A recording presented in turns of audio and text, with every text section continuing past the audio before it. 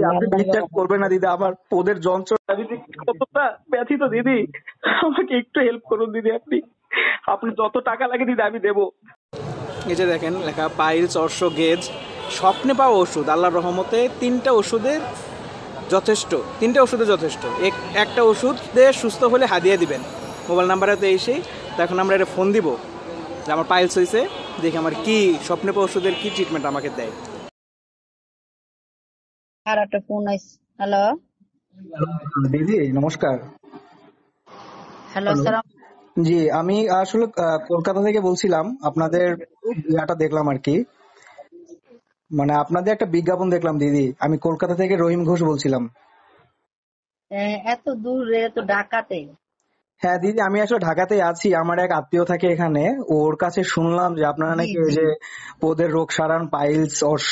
আসতে হবে, আপনি একটু আসেন সন্ধ্যার পরে। দিদি আপনাদের চেম্বারটা কোথায় দিদি? হ্যালো সন্ধ্যার পর আসেন, আল্লাহর রহমতে ঠিক হয়ে যাবে। দিদি আপনাদের ওখানে যে লিখেছেন যে মানে আল্লাহর রহমত মানে স্বপ্নে পাওয়া যে আপনাদের ওষুধ, এটা কি সত্যি দিদি? ইনশাল্লাহ ইনশাল্লাহ দিদি ইনশাল্লাহ। আপনি বিশ্বাস করবেন না দিদি, আমার ওদের যন্ত্রণা দিদি কতটা ব্যথিত দিদি, আমাকে একটু হেল্প করুন দিদি। আপনি আপনি যত টাকা লাগে দিদি আমি দেবো। আমি সেই কলকাতা থেকে এসেছি, আমার আত্মীয়র কথা শুনে দিদি।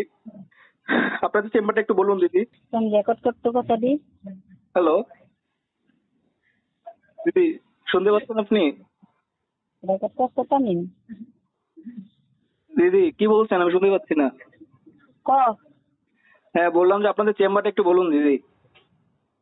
কি আগে কি কইছো তো দেখো দিদি আপনি তুই করে কেন করছেন? আপনি আমি এক সম্মানিত মানুষ দিদি, আপনি তুই করে করছেন কেন দিদি আমাকে? কথাগুলা কি কইছো? কি বলেছি দিদি? আমি আমি আমার যেটা সত্যি, আমি যন্ত্রণায় মরে যাচ্ছি, আপনি আমার সাথে এগুলো বলছেন? আমি আপনার কাছে ফোন দিয়েছি, আপনার কাছে ফোন দিয়েছি, আপনি একটু আমার সাহায্য করবেন। আমি কলকাতা থেকে এসেছি, আপনি আমার সাথে এসব কথা বলছেন দিদি? বাংলাদেশ তেমন না।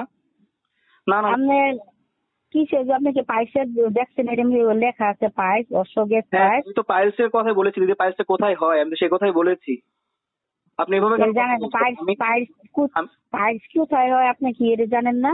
হ্যাঁ সেটাই তো আমি আপনাকে বলেছি দিদি, আমি এখানে যন্ত্রণা পাচ্ছি, আমি সেজন্য আপনাকে বলেছি, আপনার দ্বারস্থ হয়েছে, যেহেতু আপনি এটা স্বপ্নে পাওয়া ওষুধ আপনার, আপনি আমার সাথে তুই করছেন দিদি।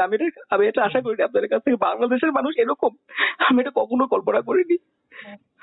যাক দিদি আমি আপনাদের সাথে কথা বলতে চাই না, আমার একটা মাত্র ফোন, সেটা আপনারা মারার জন্য রেডি হয়ে আছেন। ধন্যবাদ।